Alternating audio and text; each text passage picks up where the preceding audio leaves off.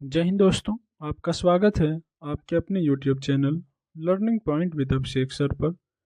दोस्तों, अगर आप चैनल पर नए हैं तो चैनल को सब्सक्राइब कर लीजिए और बेल आइकन प्रेस कीजिए ताकि आप डेली डिक्टेशन पा सकें। डिक्टेशन अच्छी लगे तो वीडियो को लाइक कर दीजिए, अपने दोस्तों को शेयर कर दीजिए और कमेंट करके हमें बताइए कि आपको ये डिक्टेशन कैसा लगा। दोस्तों, अब से आप लोगों के लिए YouTube पर मेंबरशिप का ऑप्शन इनेबल कर दिया गया है, तो आप लोग ज्वाइन पर क्लिक करके आप हमारे YouTube मेंबर बन सकते हैं। और 199 रुपये वाला अगर आप मेंबरशिप चार्ज करते हैं तो आप हमारे वीडियोस को देख पाएंगे। तो अगर आप किसी स्पेसिफिक डिपार्टमेंट की तैयारी कर रहे हैं, जैसे आप एसएससी की तैयारी कर रहे हैं, तो आपको उसके लिए स्पेशल मैटर मिल जाएगा। और आप किसी कोड के लिए, जैसे आपका रिसेंटली पटना कोड का है, तो आपको उसके लिए मिल जाएगा।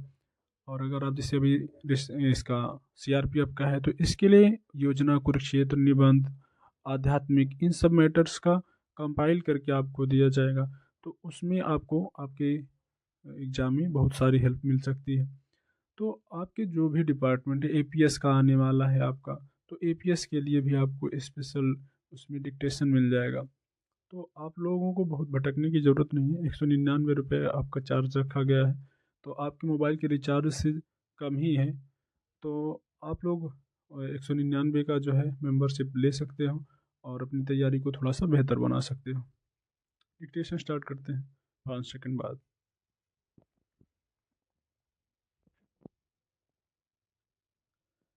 मनुष्य एक सामाजिक प्राणी है।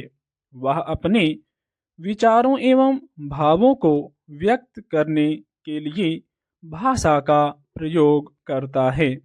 भाषा के द्वारा ही वह समाज में सामंजस्य स्थापित करता है। भारत में भौगोलिक एवं सामाजिक विविधताओं के कारण अनेक भाषाएं बोली जाती हैं, जिनमें हिंदी को भारत संघ की राजभाषा होने का गौरव प्राप्त है।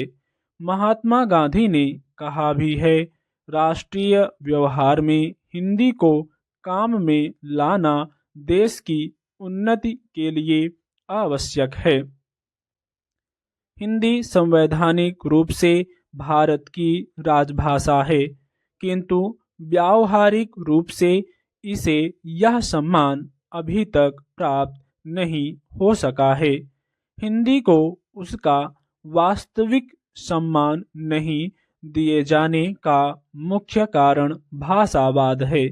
भारत में अनेक भाषा बोलने वाले लोग रहते हैं। भारत के संविधान में 22 भाषाओं को मान्यता प्राप्त है। इन सभी भाषाओं में हिंदी भारत में सर्वाधिक बोली जाने वाली भाषा है।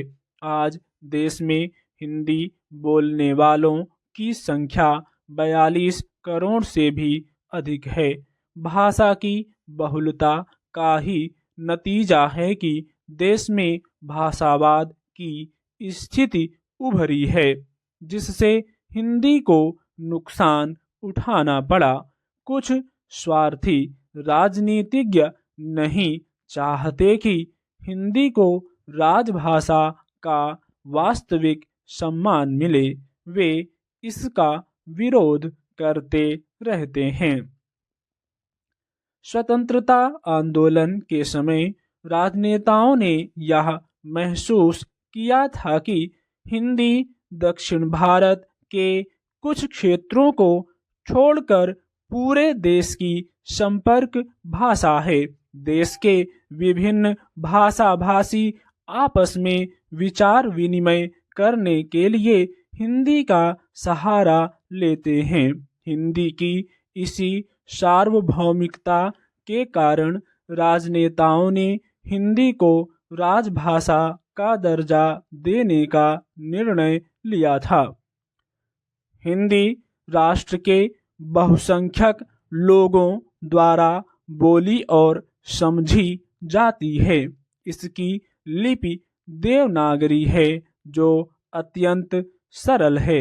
हिंदी में आवश्यकता अनुसार देशी विदेशी भाषाओं के शब्दों को सरलता से आत्मसात करने की शक्ति है और देशवासियों में भावात्मक एकता स्थापित करने की पूर्ण क्षमता है।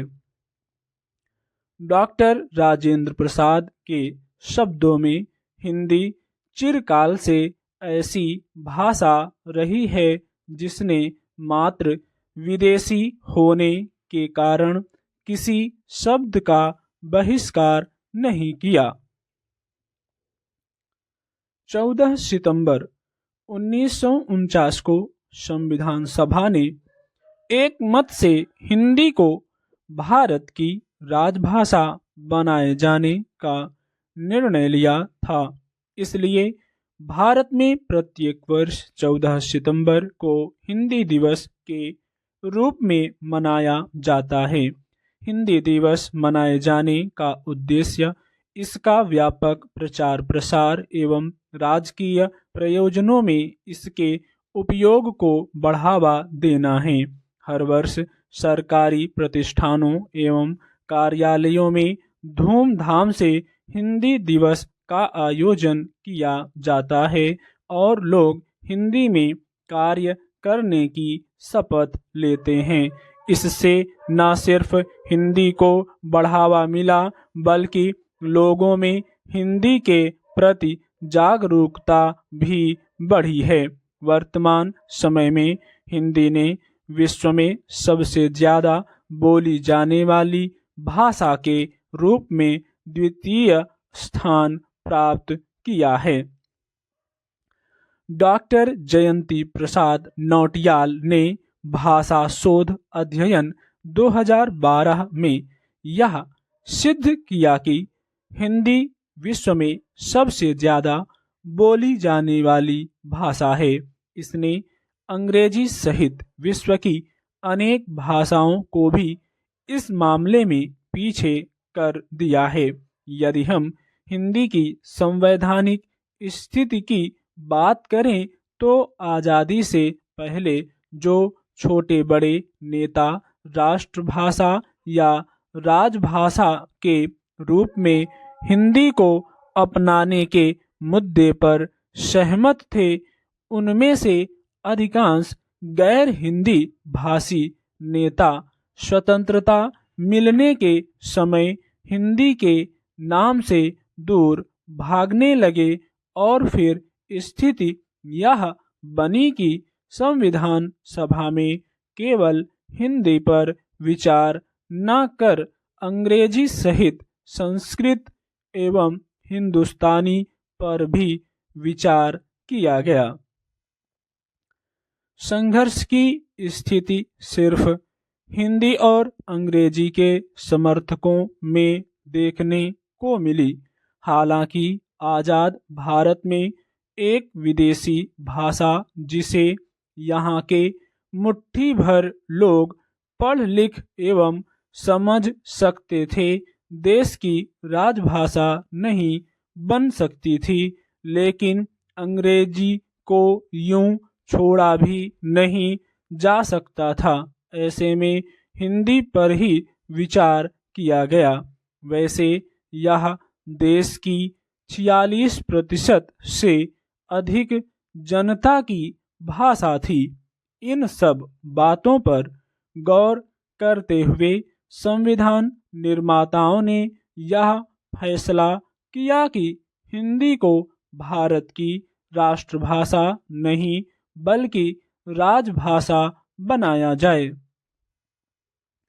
आचार्य विनोबा भावे ने एक बार कहा भी था, मैं दुनिया की सब भाषाओं की इज्जत करता हूँ, पर मेरे देश में हिंदी की इज्जत ना हो यह मैं नहीं सह सकता।